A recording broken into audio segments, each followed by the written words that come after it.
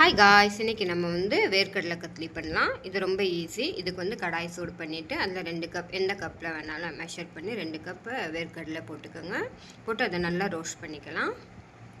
இப்போ இதோட தோல் எடுக்கணும்னா எடுக்கலாம், இல்லாட்டி அப்படியே போட்டு கூட நம்ம அரைச்சிக்கலாம். இது நல்லா ரோஸ்ட் ஆனதுக்கப்புறம் இதை ஆற வச்சு மிக்சர் ஜாரில் ஆட் பண்ணிவிட்டு இப்போ 2 கப்புக்கு 1 கப் நிறைய நம்ம வெல்லம் ஆட் பண்ணலாம்.